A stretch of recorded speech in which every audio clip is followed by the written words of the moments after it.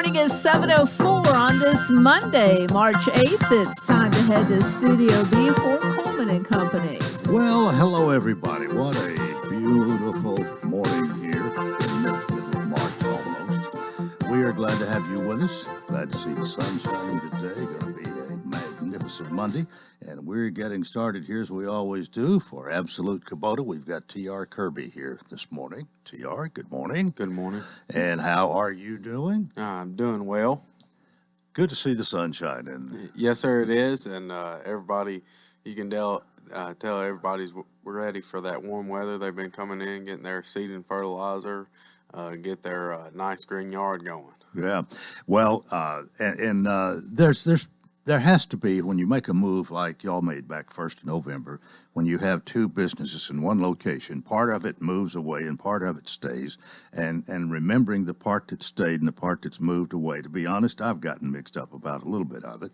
But as far as what we're doing for lawn preparation and all that moved with the move. It's now at your place, right? Yes, sir, at 1506 West Main Street. Yeah.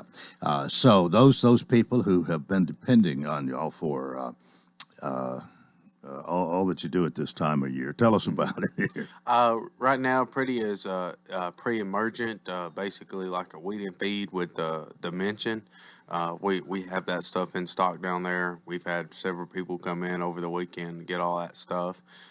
We also carry your standard like Roundup. We've got Ranger Pro, Quick Pro Roundup, stuff like that to kill your weeds, spray around your flower beds. Snapshot's a good alternative for putting on weeds in your flower bed. We keep that stuff there as well. And then we also have your spreaders to put the stuff down if you're needing that stuff. Right. Well, all of that did move 1506 West Main. Yes, sir. But, of course, if you go to the other place, they're just going to send you down there. So Yes, sir. You're not going to go wrong if you go either place here. Correct. But you can save a little time going to the right one. And now is the time to be doing that. Yes, sir, if it is. you need one of those aerators, then you go to the other place. Yeah, you yes, don't sir. have the aerators. Mm-hmm. Correct. You have until March 15th is the recommended time to put the pre-emergent down. So that's we got today is the 8th. You got about a week here. Yes, sir. Yeah. Okay. So keep that in mind. But I know the Kubota implements and lawn mowers. They're the things that's really on your mind. Yes, sir. We've got a full stock of lawnmowers in there, and anything from a 42-inch to a 72-inch lawnmower in stock and ready to suit your needs. We also have tractors anywhere from 23 horsepower up to 114 horsepower in stock. And then we've got implements from Land Pride and Kubota implements to go along with those tractors. Mm-hmm. You have a favorite. Is there one thing there that you'd rather sell more than anything else? I like selling it all. I'm just blessed to be able to sell people a piece of equipment that best suits their needs, and that's going to last them a long time. We just don't sell equipment. We sell our parts and service. We sell our dealership, not just a piece of equipment, because we want to be down there the road if something was happening or they need to upgrade or just need to take care of their equipment. And I think we have seen Kubota come a long way as far as quality and how that it lasts a long time. I mean, when you let somebody take sometimes 6 and 7 years to pay for it. Mm-hmm. Yes, sir. Yeah, on a tractor up to 60 horsepower, they have a 6-year powertrain warranty because that covers your engine and transmissions for 6 years guaranteed, and then you can purchase an extended warranty to take it beyond that, and that's just a lot of years on a piece of equipment. That's they stand behind their product. They have a unheard of 2-year limited warranty on their hay tools, and that's on a baler. That's a big deal. That's up to 15,000 bales on a baler, and then you can also purchase a 4-year 30,000 bale warranty. So really, Kubota's got it all. Yes, sir. We do. We try to best fulfill our customer needs. Well, and they vary a lot in this area. You've got a lot of weekend farmers. I guess we kind of call them that. with farming, sometimes whenever it calls, you got to go do it. But most people probably have other jobs that work on the weekend.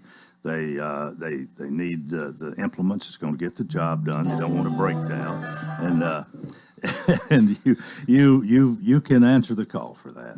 Yes, sir. RTVs are another thing we talk a lot about. Yes, sir. We have a full stock of RTVs, 2 and 4 seaters. They're still flying off the shelves as quick as we can get them in. They offer 0% financing on everything they sell. 0%, 0 down, 0% for up to 84 months on some select pieces of equipment. Well, you've just got to come and see it, and people, the contractors. You deal a lot with contractors too, and they can see more of what you have to offer now there. Yes, sir, they can. We've also got the full line of Kubota construction equipment to help that contractor, construction guys out. Of course, Kubota's got a real strong SVL market, excavator market, and they're just there to help their customers. Well, again, the location is 1506 West Main, but a lot of the equipment is right down there just as you pass by on the street, especially if you are heading east and look over there and you can see so much, it just makes you want to turn in there and see what you can't see passing by. Yes, sir, it does. That lot is very good. We've rearranged it to make it just stand out more, and it's really, really full right now. All right. Well, we hope you have a great week, and with the sun shining and the warmer weather predicted, I expect you're going to stay busy, and we'll see you or somebody next week. By the way, next week, daylight saving time begins, so by the sun, we'll be here an hour earlier. Yes, sir, it will. Look forward to that. Yes, sir. Okay. Well, you can have it. I like it the way it is. It's time to change. We'll change. Thanks Yes, sir. for being Thank with you. us. All right, there's T.R. Kirby, and that's it for Absolute Kubota this morning, 1506 West Main. We're about 10 after the hour, and have State Representative Clark Boyd, who has joined us this morning. Clark, if you look at that clock, it's about 2.5 minutes slow for some reason, and I'm going by my watch this morning. But good to see you. Good morning. Good morning, Coleman. And how you been? I've been well. We're in the full swing of things now down at the legislature, and we had the snow week. We had the 2 weeks off, before that, and the special session. But now we're going wide open. We're starting to hear legislation in all the committees that I'm on. Starting off the year before the bills really start flowing through, we have a lot of state agencies that'll come and just give us a briefing and get us up to date on what's going on. But now we're actually voting on things, so we're going at it. Well, I have your weekly update here, and I even highlighted some of the things when I've got it here. One of the things I don't know whether you want to talk about this in the beginning, but we've got this law has to do with carry, the weapons, firearms, this kind of thing. You want to talk about that a minute? Yeah, I can talk about that. That's the same bill that was put forward last year, and it stopped because of COVID-19. Just to give you a little bit of a background, when you hear the word constitutional carry or Vermont carry, what that typically means is that you don't have to have a permit to carry a gun. And that's true. I mean, the Second Amendment gives you the right to have a firearm. Most states, though, have a permitting process. And so this piece of legislation is the governor's. Some people are calling it the governor's version of that, although there are folks out there that truly want constitutional carry that don't like it. They don't think it does what they would define as constitutional carry. And I think the governor, sometimes I think politically, he's getting it from both sides, because there are people that are against this because they think it's constitutional carry, and then the people that are really for it don't like it because they don't think it does what they accomplish. But essentially what the bill does is it takes away the Class C misdemeanor that a person would get if you were carrying a gun and didn't have a permit. Mm-hmm. And Tennessee's a pretty gun-friendly state, so already I would say that there's very few of those citations being given. because most people either have a permit and there would probably have to be probable cause for someone to see if you have a gun on you. And so this is a good piece of legislation. I think it is actually tightens the laws. Let me find my notes here, and I'll tell you a little bit about it. It imposes more severe punishments on criminals, including sentencing enhancement, and it increases minimum sentence for gun-related crimes. It increases sentences on felons illegally carrying firearms and unlawfully providing a minor with a firearm. And so it kind of works in tandem with some stricter gun laws. But at the end of the day, what this bill does, and I'll just, if an individual carried a gun and had not gotten a permit, whether it be a lady with a handgun in her purse or a guy with it in his pocket or under a jacket or something, if he can legally own a gun. So that this doesn't mean a criminal. This doesn't mean somebody that's has a restraint. The different things that would prohibit you from having a gun, and I don't have the list of those right now. But if you legally bought that gun, and you don't have a crime that would prevent you from owning it, and somebody stops you and asks for a permit, and you don't have one, you don't have to. You're not going to be hit with a misdemeanor. And so the permitting process still stays in place. So if you have a permit or you still want to get one, you can get one. It will have reciprocal agreement with states that have a reciprocal agreement with Tennessee. So this is kind of this is a good bill, I think. I'm supportive of it. Is this a first step to more taking less provisions off, or are we just going to pass this and that'll be it? I don't know. Wonder if this is we've never seen a governor want to do this before. Normally, and there's another constitutional carry bill that's being ran by a member, and I have not looked at it yet. None of these come through my committee, so I won't see this until it hits the House floor. But I am aware that there's a governor's version, which is probably going to win out, and leadership is behind it. And then you also have another guy who has a more traditional constitutional carry bill. He doesn't like the governor's bill, doesn't think it does what true constitutional carry is, and so he has his own version. I've not compared them side by side, but I don't think his is going to win out. I think the governor's will make it. Okay, with that, we'll take our break. Representative Clark Boyd is here. We've got a lot more to discuss in a moment here on Coleman and Company, FM 98.9. And it's 7:17. Let's see what's happening on the roadways. Want to thank Absolute Kubota, fully staffed service center and parts department. Most of their minor services can be done the same day. Servicing Exmark, Kubota, Land Pride, Red Max, and Billy Goat, 1506 West Main. Now at traffic, here's Chuck. Good morning. Still running a little bit slow through Jolton right now as they finish up the paperwork on that earlier crash on 24 eastbound there at Whites Creek Pike. Gets crazy through there this time of the morning. OHB at Graycroft, that's one of the latest wrecks being attended to there in the Madison area. McGavick Pike at Briley Parkway over in Two Rivers. 2 cars are involved in that minor accident, and traffic's on the increase now. 65 coming up through Brentwood and Franklin. Hey, Ripley's Aquarium in the Smokies will be hosting Sleep of the Sharks coming up March 28th. All the details. Ripley's Aquarium of the Smokies.com. I'm Commander Chuck with your on-time traffic. The 33rd Annual Tennessee Beef Agribition returns to the James E. Ward Agricultural Center in Lebanon March 12th through the 14th. The show and sale on Friday and Saturday will feature 5 different events, including Simmental, Hereford Horned and Pooled, Shorthorn, Angus, and Charolais. The Agribition Junior Show takes place Sunday. The 2021 Agribition will feature one of the largest trade shows in the Southeast, March 12th through the 14th at the James E. Ward Agricultural Center in Lebanon. Gregory Dental in Lebanon is a family dental practice located across from University Medical Center. They offer cosmetic procedures, dental implant services, and now featuring new digital dentures. Premium dentures in just 2 appointments. No insurance, no problem. Call about our discount plan. Hi, I'm Dr. Derek Gregory. In my office, you can count on a compassionate staff who will truly listen to you, take the time to get to know you, and discuss your personal needs. I look forward to meeting you. Gregory Dental Group, 444-0322, West Medore Parkway across from Gibbs Pharmacy.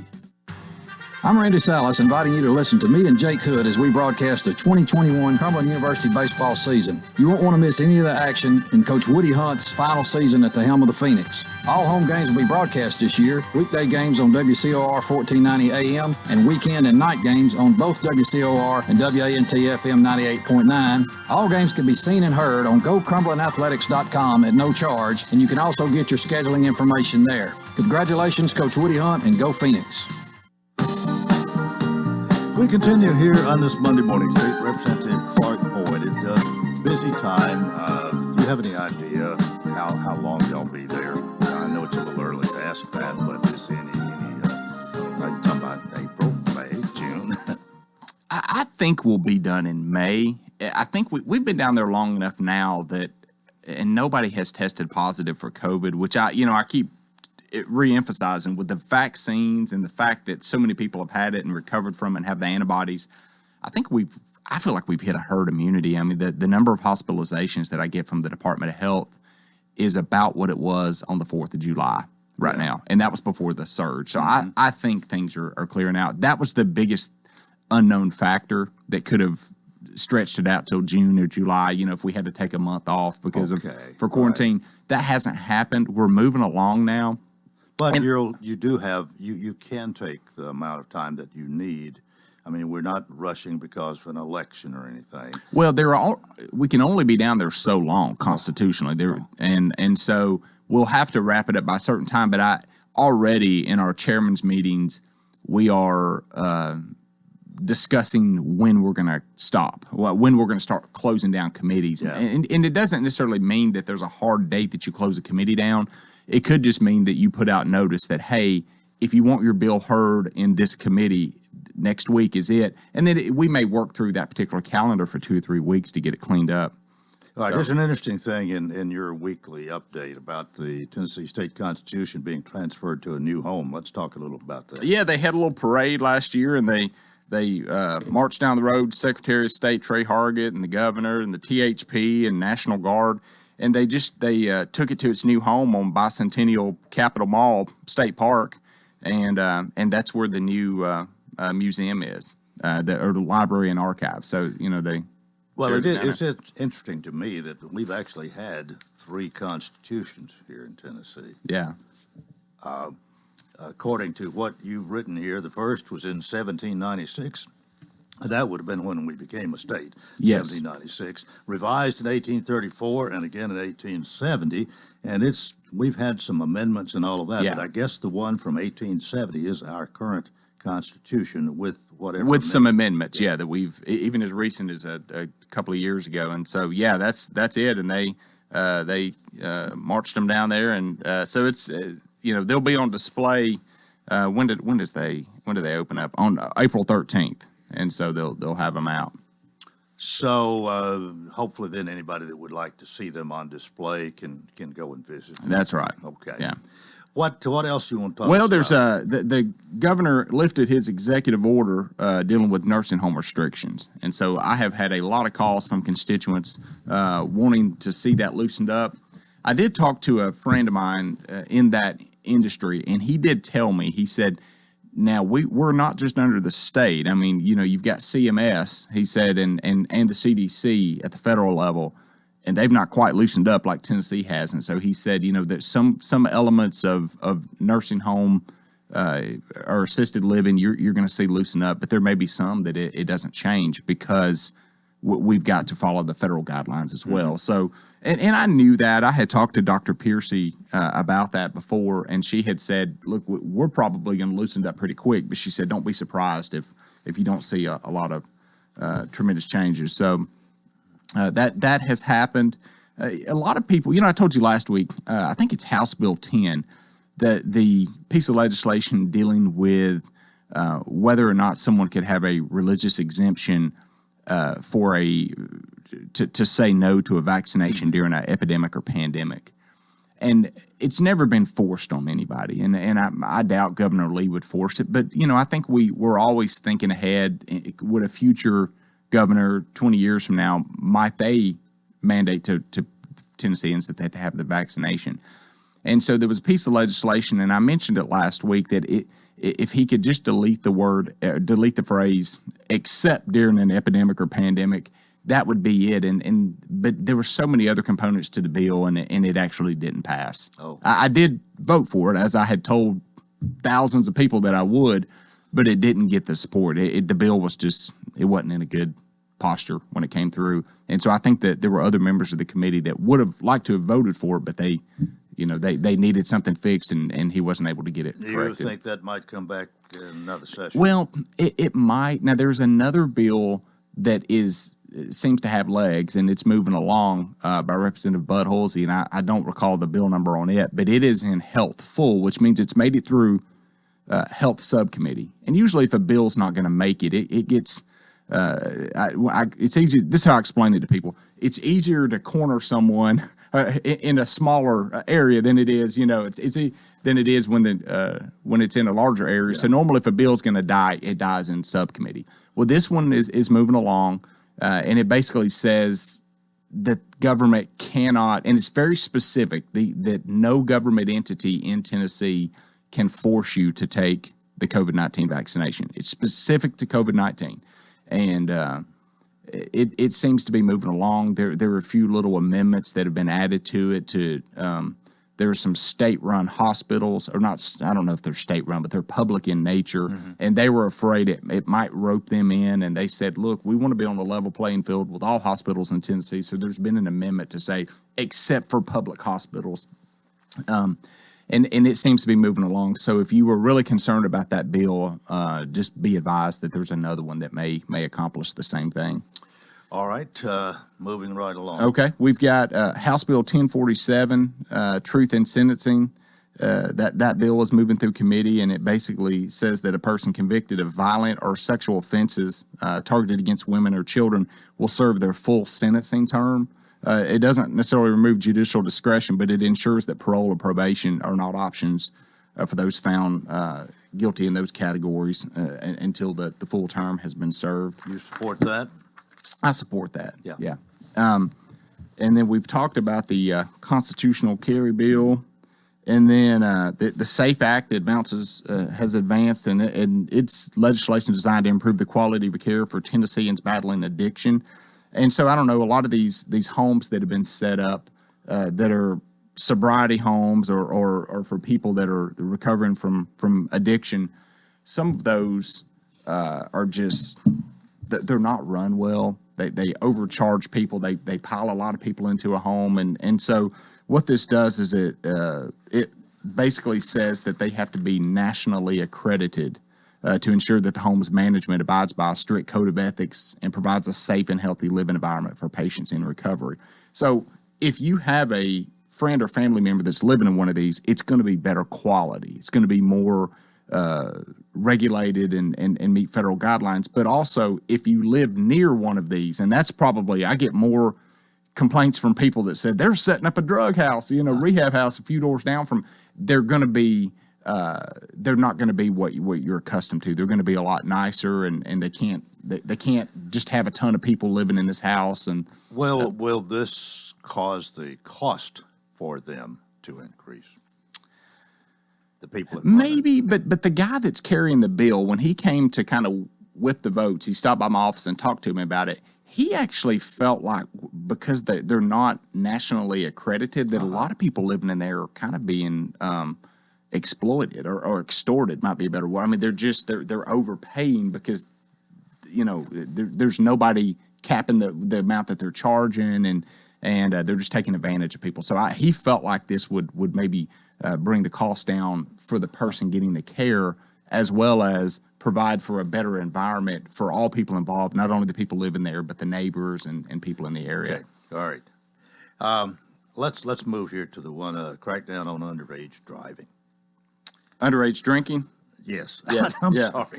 Yes. Yeah. No, that too. Well, sure. Underage driving is not good either, but underage drinking. House Bill 150. Yes, that aims to keep alcohol out of the hands of minors. And so in 2010, we passed legislation which prohibited property owners from knowingly distributing alcohol to an underage adult. So an underage adult would be 18 to 21. when they passed that was way before my time. They didn't realize that they probably should have not necessarily had a bottom age on that of 18. It should have applied to minors as well. So that would amend this that particular law to penalize distribution to all minors, and it's basically just correcting an oversight. And it establishes a mandatory minimum fine of $1,000 for convictions related to giving alcohol to minors. Well, that's a crackdown, all right. Yeah. And I'll tell you something else that the Precious Cargo Act, this came through transportation, and I really like this bill. And it basically says that if you were involved, I was looking at this note, but maybe it's not called the Precious Cargo Act. That's a different one. But there is a bill moving through, came through transportation that basically says if you are convicted of human trafficking, regardless of what it is, if you are involved in human trafficking, and oftentimes this is done with semi trucks, and truck drivers do that, then you will lose your commercial license for the rest of your life, even when you get out of prison. And so that's I had no idea. I've learned a lot about that, but human trafficking, that really goes on, and it's tragic, and oftentimes it's these folks that are driving across the country in semi-trucks are the ones transporting them. And so when they get caught, instead of them serving their time and getting right back out and going to that particular life of crime, they can't drive a commercial truck again. I guess the chance of that passing's pretty good. I think that'll move through pretty well, yeah. We've come about to the end of our time here. 30 seconds to wrap it up. Yeah, it's a pleasure to serve. If anybody needs help with something, we're here, representing the 46th district. If you need help with unemployment or just anything that I can be assistant of, don't hesitate to call 741-7086. Coleman, it was great seeing you today. Well, it's good to have you always, and we'll look forward to your visit in 2 weeks. See you in a couple of weeks. All right, that is part one of Coleman and Company. We hope you'll keep it here for more. FM 98.9. And let's go ahead and see what's happening on the roadways. Want to thank Bates Ford. That regular oil change, $24.95 up to 5 quarts of oil, tax and disposal, $16.73. West Main. Now at traffic, here's Chuck. Good morning. People are still rubbernecking as they drive by that earlier crash up there on 24 eastbound and Jolton. As you come through Jolton there at Whites Creek Pike on 24 eastbound, because all that traffic behind is trying to get through there, coming in from Clarksville, Montgomery County. OHB at Graycroft, that wreck has been cleared in Madison. They're just filling out paperwork over there in Two Rivers on that two-car collision in McGavick Pike at Briley Parkway. Ripley's Aquarium in the Smokies will be hosting Sleep with the Sharks coming up March 28th. All the details now. Ripley's Aquarium of the Smokies.com. I'm Commander Chuck with your on-time traffic. The 33rd Annual Tennessee Beef Agribition returns to the James E. Ward Agricultural Center in Lebanon March 12th through the 14th. The show and sale on Friday and Saturday will feature 5 different events, including Simmental, Hereford Horned and Pooled, Shorthorn, Angus, and Charolais. The Agribition Junior Show takes place Sunday. The 2021 Agribition will feature one of the largest trade shows in the Southeast, March 12th through the 14th at the James E. Ward Agricultural Center in Lebanon. The Pavilion Senior Living residents are inviting you to become their new neighbor. If you're looking for a sign to move, call us at 444-5556 to learn more about the details. Or go to thepavilionseniorliving.com for more information. Or better yet, just drop by 1408 Medical Center Drive right behind Tenova Hospital and see for yourself. You should move here.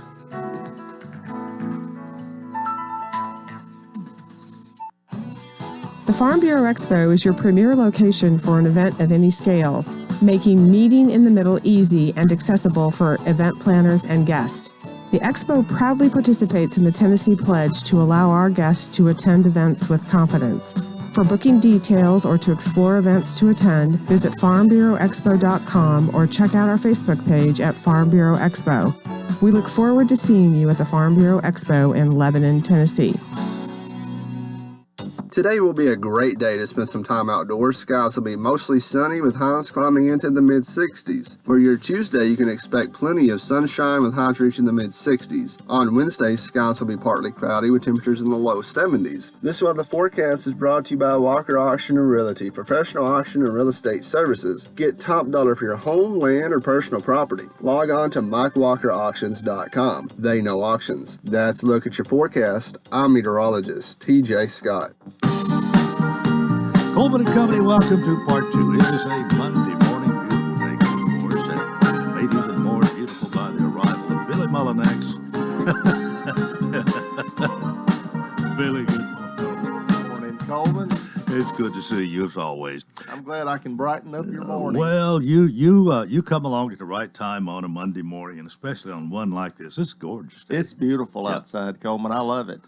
Billy is the general manager of Rocky Williams' premier Dodge Chrysler Jeep Ram of Mount Juliet, 600 Pleasant Grove Road. It's where they feature no haggle pricing. Everybody pays the same great low price. All right.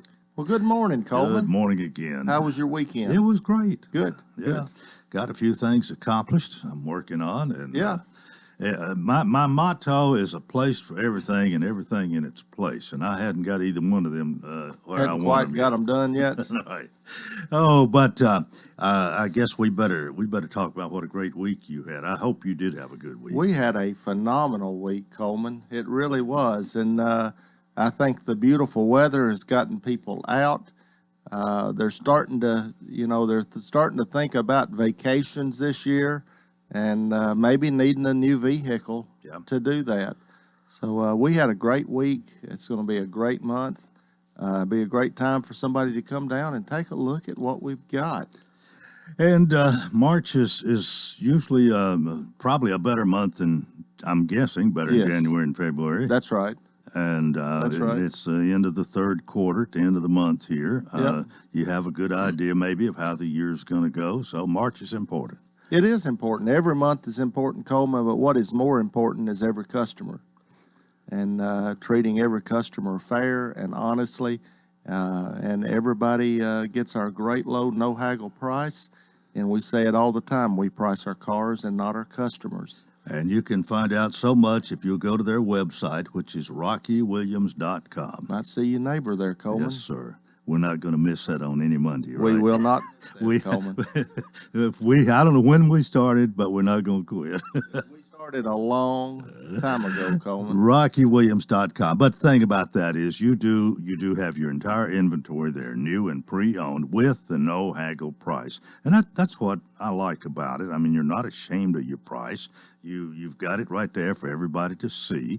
And you can't say that about everybody. Well, and not only there for everybody to see, Coleman, we've got it to where it's easy for you to know what the price is. We're not trying to trick you into sending in your information in order to get your today price or get your e-price or get your best price. We start and finish with our very best price, and we don't want you to have to do anything to get that price other than just go to our website and look at the vehicles and find the vehicle that fits your needs and that you like and would feel good about driving, and then the price is right there, so you know what you're going to have to pay for it. Well, I think we've said this several times, but a lot of people pretty much have their mind made up. They're ready to buy when they have visited the website and walk into your place of business. And most people have a pretty good idea about what they're looking for. In fact, some people come in and they've got the stock number. They say, I want to look at this vehicle. Yeah. And we try to make it just easy, Coleman, just easy, simple, and very transparent. And, you don't have all of the going back and forth and the haggling that you typically deal with when you purchase a vehicle. We haven't mentioned this a lot, but the title suggested when we say Premier Dodge, Chrysler, Jeep, Ram, there's 4 different products right there, and every one of them's a little different.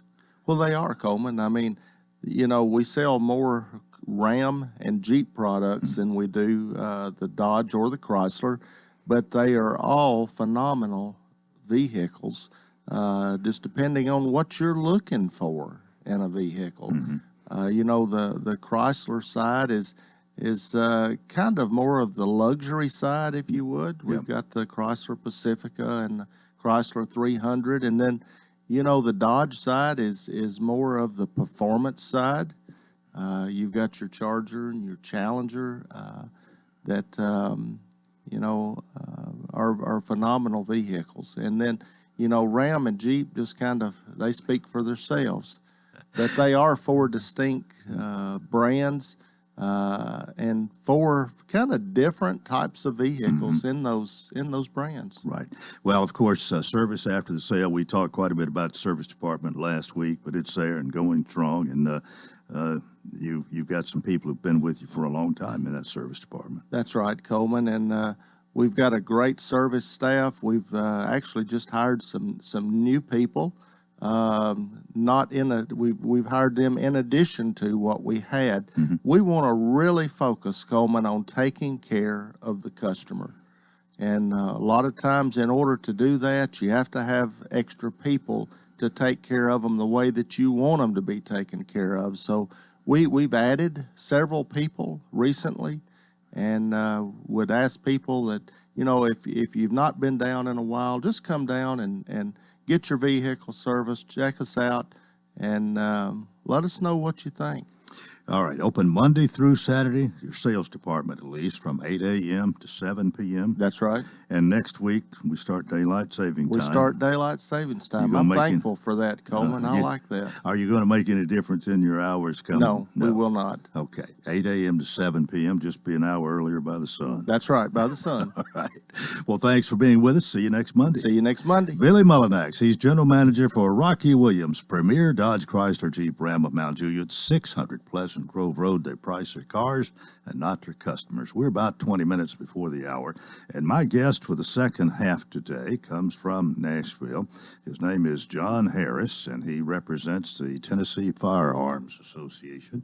I think I've got all that right. Mr. Harris, good morning. Good morning. Thank you for having me. John, I hope, and you can call me Coleman. John's fine. Tell us a little bit about you before we get started on our subject this morning. I'm actually a practicing attorney. I've been doing that in Tennessee now for 36 years. And 27 years ago, I was one of 12 men that helped form the Tennessee Firearms Association. And I have served as its executive director in a volunteer capacity now for the last quarter century. Well, tell us a little bit about why this was established and what its purpose is, maybe. I mean, you evidently really believe in it to do what you've done and to stick with it all this time. We formed the Tennessee Firearms Association shortly after Tennessee adopted its first shall issue law in May of '94. And what we realized very quickly when it did that was the legislature had taken a step, like they frequently do, to address an issue, but they hadn't looked at the big picture. And so there were a lot of laws on the books that didn't make any sense once you had created a permit system where civilians could carry firearms. And the mission of the Tennessee Firearms Association has been for the last quarter century to try to make the statutes work for people that carry firearms legally. It's been to try and provide information to people who want to carry firearms for recreational or self-defense or just sportsmen. And it's been to try and improve the laws all along by working with the legislature and providing a level of expertise that they don't have, being the jack of all trades that they sometimes have to be. Well, why are you and maybe others in your group, why are you so passionate about this? I mean, does it have a lot to do with the Second Amendment and maybe the possibility of it being eroded? Is it where does this come from? That's a great question. It's for a lot of the supporters of the Tennessee Firearms Association, it's that they simply put a priority on the Second Amendment politically in terms of the scope of their activities. But another reason that I think there's a lot of support for the Tennessee Firearms Association and that Second Amendment issue is people have learned over the years, as Tennessee increasingly identifies as a red conservative state, that if you have legislators and policymakers that are really good on the Second Amendment, if they understand the constitutional principles behind it, they're likely going to be very good on other conservative issues. And so it works as a great litmus test to figure out who really gets it and who doesn't. Okay. We want to talk about some legislation that is being considered right now, and actually Representative Clark Boyd and I talked a little bit about that earlier. I don't know whether you were listening or not, but when we set this up the other day, you were you felt pretty that what is being done is important, and that there's 2 or 3 bills there, I believe, that are being considered, and you feel very strong about one, well, maybe all of them in a different way. So having said that, we want to hear your side this morning. So yeah. In the Tennessee Firearms Association, we're actually tracking 53 different bills this year that touch on our issues one way or the other. 3 of those address what I'll generally call permitless carry. And permitless carry is a concept that says, distinct from what we have now, that a citizen doesn't have to have a permit to carry a firearm if certain conditions are met. So we've got 3 bills that fall into that category. One is the governor's bill. And for people that want to look it up, it's Senate Bill 765, House Bill 786. And the governor's bill is the one that's getting the most attention in the news and television and all that. And it's frankly the least desirable from a Second Amendment perspective of the 3 bills. And the reason is that it preserves more restrictions than any of the other bills do. So it applies to only people 21 and up, where we take the position that constitutional carry stands for anyone who can legally possess a firearm can carry that firearm. There are 8 of the 50 states that have that version of constitutional carry. That means under situations where 18-year-olds can legally possess a rifle or a shotgun or even a handgun as long as they don't buy it from a dealer, those are legal possessors. And in Tennessee, for the last 7 years, we have a law that says those legal possessors can already transport in a motor vehicle. So what true constitutional carry does is say they can get out. Well, the governor's bill fails that standard because it's 21 and up, unless they're in the military. The governor's bill is handgun only. And then the governor's bill has a provision on it that's sort of odd, and it says so long as you're in a place where you're legally entitled to be. And we're not really sure what that means. But it's a third condition that the other 2 bills don't have. Then you contrast that with Representative Griffey's bill, which is House Bill 18 or Senate Bill 318. And Griffey's bill says anyone who's a legal possessor, so it would include 18 and up, can carry any firearm, so it doesn't matter if it's a rifle, pistol, or a shotgun, so long as they legally possess it. And it also goes a little further, and it removes some restrictions on where you can carry, such as carrying in a public park or a greenway, which the governor's bill doesn't address. And then the best of the 3 bills is filed by Representative Chris Todd, House Bill 1388 and Senate Bill 1391.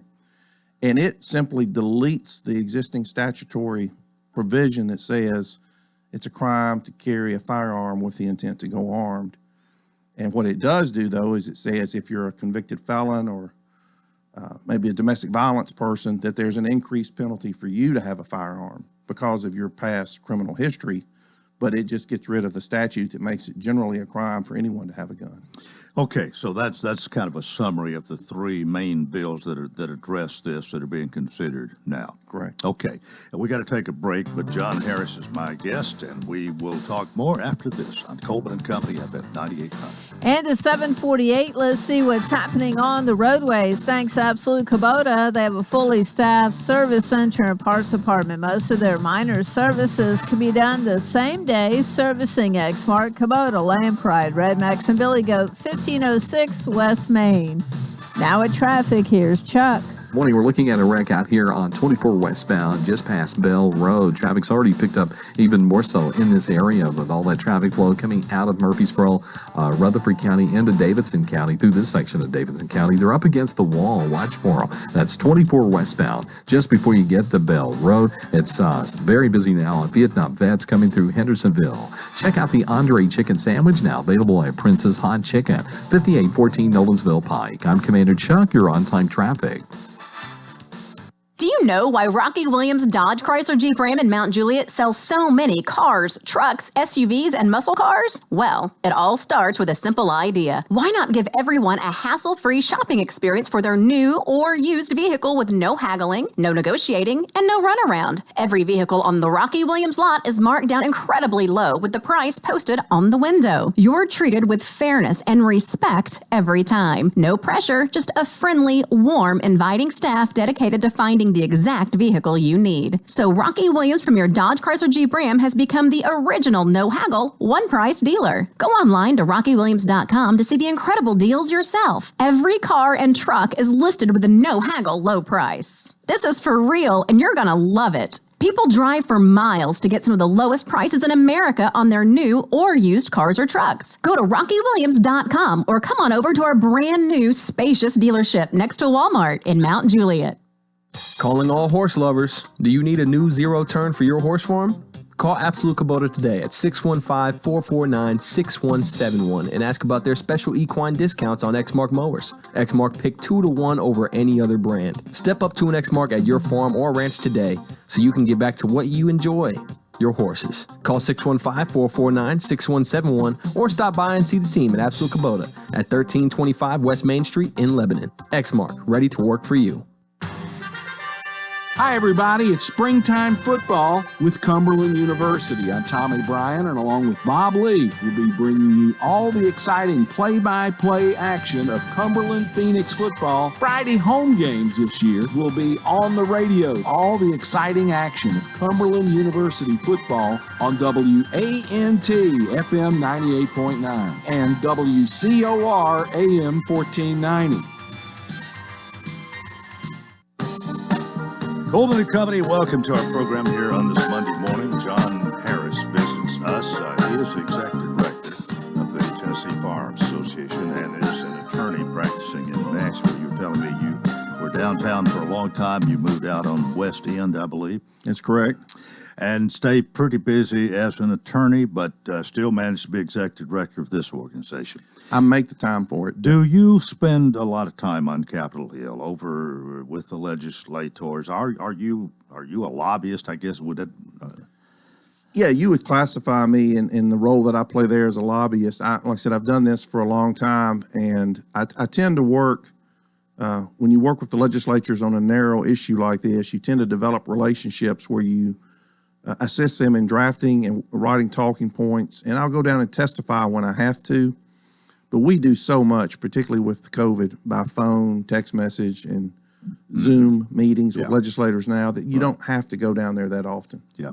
Well, you feel very strongly about this. I mean, you can tell that. I could tell this when I talked to you over the phone the other day, and you don't like the governor's bill. But what are the chances that you have of having something that what you feel is more substantial than what Governor Lee is proposing? Those chances are going to turn largely on what level of input the legislators receive from, like, your listeners. You know, are they motivated to get involved?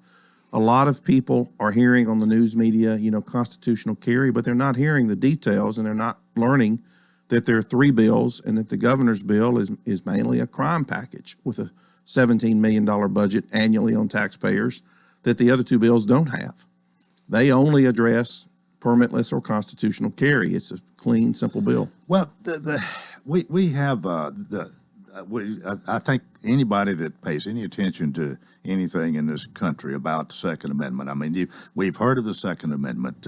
People who zero in on this know what it has to do with, and there are some who fear turning loose that we got a Wild West, and they want all kind of restrictions on. There's some people that would probably totally outlaw guns if they could. And I mean, I'm with you and some others on this, in that I think if you outlaw guns, only outlaws are going to have guns. I mean, that just makes sense. But the Constitution does guarantee us the right to bear arms, and then what restrictions you put on that. There's debate on just about any kind of restriction that comes forbidding the use of a gun, and I guess we can't let everybody have one if they're unstable and all this kind of stuff. But basically, if you're a law-abiding citizen of sound mind, the way I read the Constitution, you have a right to carry a firearm. That's exactly what it says. And we hear this a lot in Tennessee, even during the last 2 weeks when the legislature's been debating these bills. The Tennessee Sheriff's Association, other law enforcement agencies, other advocacy groups that, are interested in the issue, they come in and they say exactly that. We support the Second Amendment, and then they say, we need a background check. We need to require training to make sure people are safe. We need to have a way to verify when an officer comes upon someone on the street, to verify that they're legally, they've got a card, they've got papers, just like Nazi Germany did. They want to see your papers. And what they forget is that we've already got 18 other states that do this with permitless carry or full constitutional carry. And we have 30 states that already have permitless open carry, which is a subset. And if you look at the data with 30 states not requiring permitting, not requiring training, not requiring some kind of card, and you realize that there's no identifiable data to show that those states have any higher rate of crime from people carrying guns or any higher degree of accidental shootings from not having enough training, and you realize that you really only find out if someone is illegally carrying after a crime is committed, because it doesn't stop anybody from committing a crime to require a permit, then you ask yourself, why is Tennessee imposing such a monumental cost on citizens to exercise what Justice Scalia in the Heller decision said is a fundamental individual right? I have a feeling that those who are opposed or who want the big restrictions have their voices heard. They're pretty vocal about this, and that seems to carry a lot, especially if somebody's going to be running for re-election. They try to please as many people as they can. That surely bears into the whole picture here. Oh, it absolutely does. One of the comments made by Senate Judiciary Chairman Mike Bell in the hearings on March the 2nd was he just took a few minutes and essentially read the Riot Act to the Tennessee Sheriff's Association and said, look, you're sworn to uphold the Constitution as sheriffs in the state of Tennessee. You're law enforcement. You've been around people and you know the difference between criminals and law-abiding citizens. Yet for the last 26 years, you have opposed, as an association, every bill that's been filed that would ease the burdens on law-abiding citizens to carry guns. And he was directly on point that we have this problem, and Representative Jerry Sexton said the same thing in the House. They both went after law enforcement. And the problem that we see is when the sheriffs go down and lobby the legislature, they're doing it on taxpayer dollars. They're in their uniforms. They look official. They have an aura about them that makes them look very impressive. And those legislators know that those sheriffs are the most powerful elected officials in their communities. And as long as they're in the good graces of that sheriff, it helps them politically get reelected. And so it was quite a thing for those legislators to call them out. Well, at the same time, John, at the same time, sheriffs they have a responsibility. They deal with a lot of people who don't obey the law and people who have guns who probably shouldn't. Mm-hmm. How do you win them over to your way of thinking? Well, that is a great question. And what we are finding is there are sheriffs. We've actually received letters so far from 2 on their department stationery, 2 sheriffs in Tennessee that said, we fully agree with the position the Tennessee Firearms Association is taking, and we believe it's a constitutional violation to require permits. And so individual sheriffs look at it, like you say, they may be in Davidson County or Shelby County, where crime is a different character than it is in a rural red county, and so their perspectives are different. But there are sheriffs on both sides of this issue, individual sheriffs, and many of them that do support the Second Amendment realize that when it comes to a constitutionally protected right, you have to have a much higher compelling state purpose before you can infringe that right, as opposed to something else you might want to regulate. Well, let's suppose the law, the bill that you're supporting here, that it passes. What repercussions, what dangerous things might happen as a result of this? Do you see it changing anything for the worse? I really do not. And the reason is, with 50 states, we've got, like I said earlier, 18 that already do this. And when I started doing this in 1995, there was only one state that had this kind of law. It was Vermont, and it had had it for over 2 centuries. And so in the last 25 years, we've picked up 17 states that have adopted this law. And so we can look at the data from what happens when you adopt this kind of law, and we know now that there aren't the kinds of dire consequences, shootings in the street, mass mayhem, that's predicted if we don't have permitting systems. And so you don't think if the bill that you like best should pass, that it's going to make a lot of difference, or maybe any appreciable difference in Memphis or Nashville, these the areas of where sometimes we have a lot of crime? No, I don't think so, because my opinion is, in talking to some in law enforcement, those criminals, they're already carrying. The permit system didn't stop any of them when we passed it 25 years ago from committing crimes. I've never had a sheriff tell me, hey, we just arrested Bob and he was robbing a bank, and fortunately he waited 2 extra weeks to get his permit, so he was legal when he went in with a gun. Okay. You make a good point. We're about to run out of time here in our here to kind of wrap it up, if you will. Sure. If your listeners want to if they have questions or they want to get in touch with Tennessee Firearms Association, it's TennesseeFirearms.com. We have a very active Facebook group, and they can go on there and ask any questions they have to follow up on the things we've discussed this morning, or other questions. And we welcome them to do it. TennesseeFirearms.com. Okay. Well, John, appreciate you coming this morning. John Harris, Executive Director of Tennessee Firearms Association. You spend a lot of time doing this, as well as, I guess, being in court, taking care of things legal-wise, but it's nice to have you with us today. Thank you. I enjoyed it. That is it for Monday. Hope you'll join us tomorrow for the Tuesday edition, and until then, I wish you a magnificent day.